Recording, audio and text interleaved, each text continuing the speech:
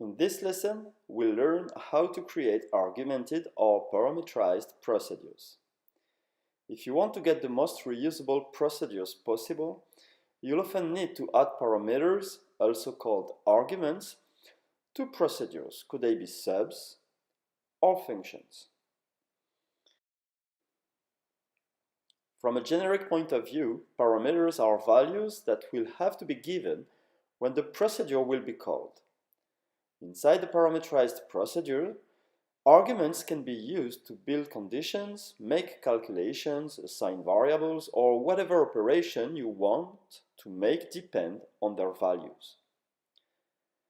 To make things clearer, let's consider the three first subs we have in this module.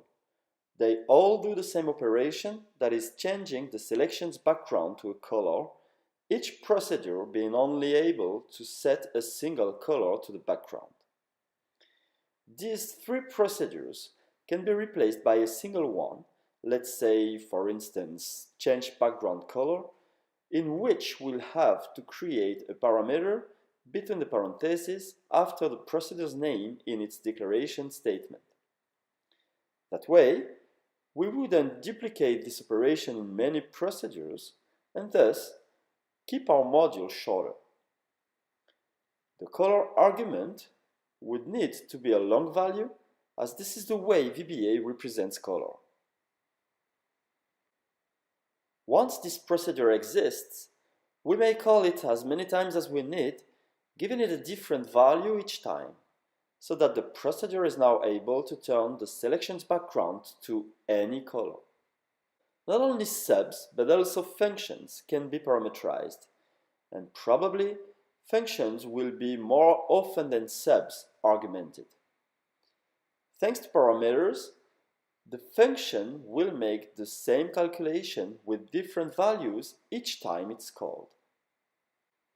For example, in that module we have the tomorrow function that is only able to calculate the date after the current date. Wouldn't it be more useful to have a function that could get the date after any other date? To create this function, all we have to do is introducing an origin parameter that has to be a date to our newly created function.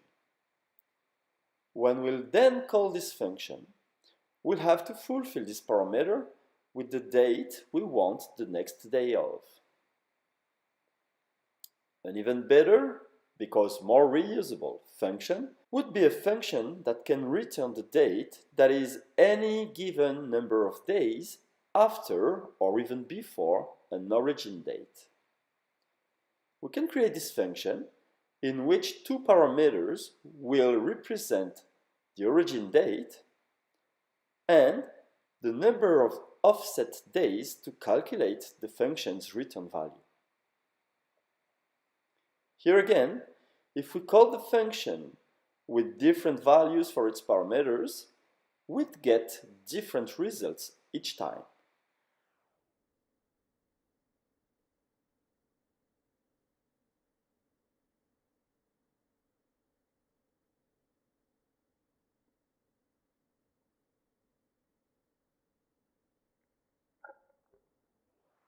In a procedure, could it be a sub or a function? We can create up to 30 parameters using commas to separate them. Each of these parameters can be a value, an array that we'll learn later, or objects. You can consider parameters as variables that are declared at the same time a procedure is, and will have to be set each time the procedure is called. If you want or need to, you may declare some arguments as optional. These arguments won't necessarily need to be given a value at call time. If no value is given, then the argument may use its default value that can be set when declaring the optional argument.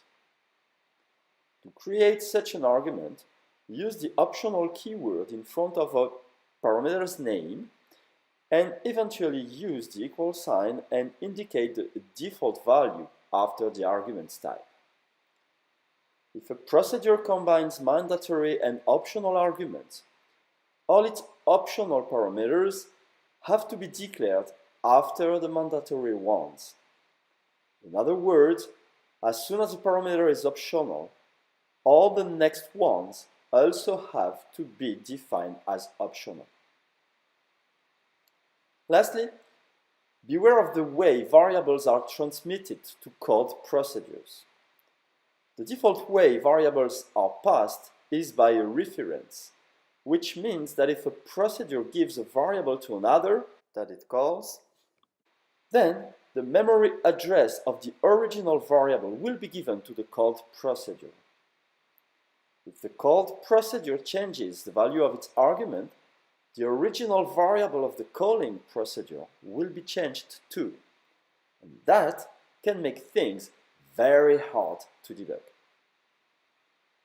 In order to fix this, a good practice is using by-val keyword in front of every primitive parameter. A parameter that is of a primitive type, such as string, boolean, date, and numeric types.